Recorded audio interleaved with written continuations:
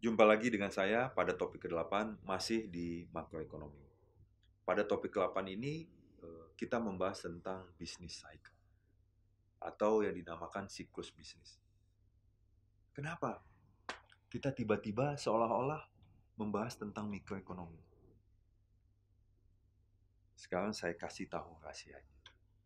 Ternyata kalau pada tatanan bisnis itu seolah-olah makroekonomi tidak dapat dipisahkan dengan mikroekonomi. Ingat, pada waktu kita membahas topik pertama, sebetulnya makroekonomi itu juga berasal dari mikroekonomi, yaitu dua tonggak.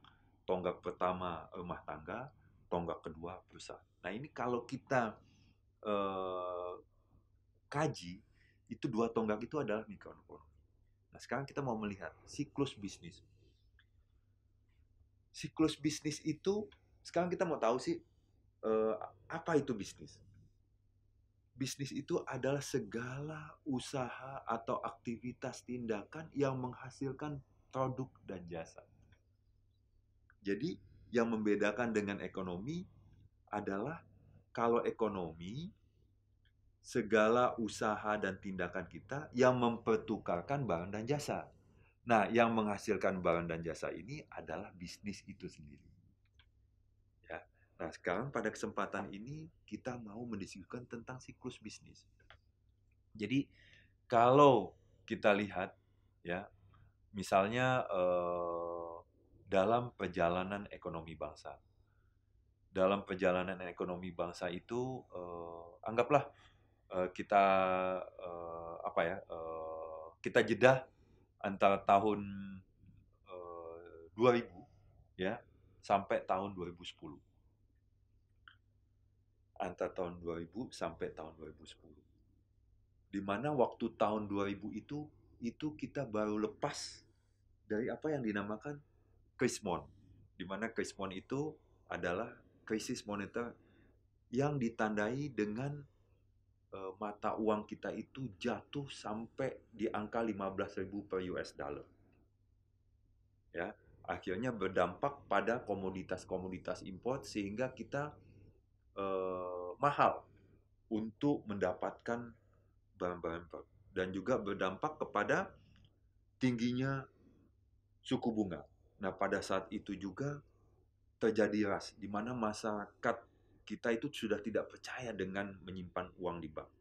Nah, pada saat itu, ya, secara siklus itu dinamakan siklus yang paling bawah. Nah, siklus yang paling bawah ini dinamakan adalah row. Row itu adalah kebalikan dari peak, ya. Kebalikan dari peak. Kalau peak itu puncak, row ini adalah siklus bawah. Kemudian kalau kita naik ke tahun 2004, di mana waktu itu Pak SBY terpilih menjadi presiden, lalu kita mendapatkan blessing in disguise, kenikmatan yang tersebut, di mana bangsa kita ini kan memang dari dulu ini terkenal dengan sumber daya alam. Jadi waktu tahun 2004 itu eh, coal atau batu bara itu mengalami apa peningkatan harga komoditasnya. Nah, secara otomatis itu bertumbuhlah perusahaan-perusahaan tambang, ya. Nah, kemudian siklus itu dinamakan dengan siklus growth, ya. Siklus growth yaitu siklus bertumbuh. Siklus growth itu sampai pada tahun 2008. Sampai pada tahun 2008. Jadi kalau kita lihat ya, apa Newmont maju, kemudian Adaro maju, PTBA maju, Aneka Tambang maju. Lalu pada derivatifnya logistik pertambangan maju. Kemudian Balikpapan itu sontak menjadi kota yang target untuk investasi, target untuk mencari kerja. Lalu Kalimantan yang notabene banyak batubara itu banyak orang melihat sebagai apa peluang bisnis. Jadi pada tahun 2004 sampai tahun 2008 kita mengalami siklus growth.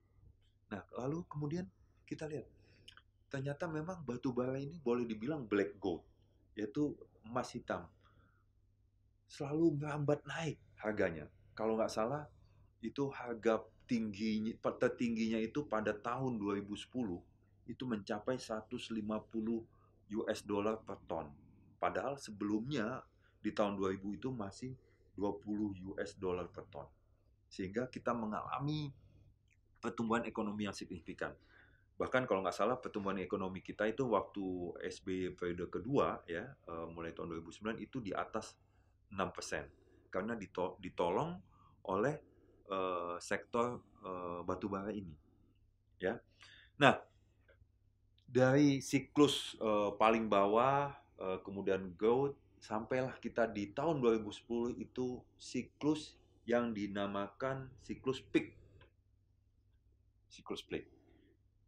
Di mana pada saat itulah terjadi pertumbuhan ekonomi yang sangat signifikan, kemudian lapangan pekerjaan terbuka besar, kemudian pendapatan masyarakat bertambah, lalu pengangguran berkurang, kemiskinan berkurang, lalu Indonesia juga menjadi target investasi, pasar saham bagus, reksadana bagus, pasar modal juga menggeliat. Nah, kondisi ini dapat bertahan sampai tahun 2013. Dari tahun 2010-2013, di mana peak itu bertahan, inilah yang dinamakan siklus maturity. Nah, siklus maturity inilah yang semua ekonom sepakat adalah siklus yang rentan. Karena setelah maturity itu akan mempunyai kecenderungan jatuh kembali. Di mana kalau jatuh itu masuk kepada siklus decline. Kalau sudah decline, maka terjadi fluktuasi PDB yang negatif. Kalau sudah fluktuasi negatif, maka itu menandai bahwa bangsa tersebut mengalami disease, mengalami penyakit. Dan ini yang tidak kita inginkan. Dari sana kita bisa melihat bahwa siklus bisnis itu minimal terbagi 4, yaitu siklus row yang paling bawah, siklus growth pertumbuhan, lalu siklus peak yang paling puncak, lalu siklus maturity dia bertahan pada puncak, kemudian siklus decline dia sudah mulai jatuh yang ditandai dengan menurunnya pertumbuhan ekonomi. Nah, kita sebagai bangsa ini mesti bisa menahan, paling tidak kita memperpanjang maturity kita sehingga kita selalu berada pada pertumbuhan ekonomi yang stabil. Nah, dari siklus bisnis ini semoga memberikan pemahaman pada kita bahwa siklus bisnis ini juga penting dalam makroekonomi. Demikianlah topik kali ini. Sampai berjumpa pada topik berikutnya. Terima kasih.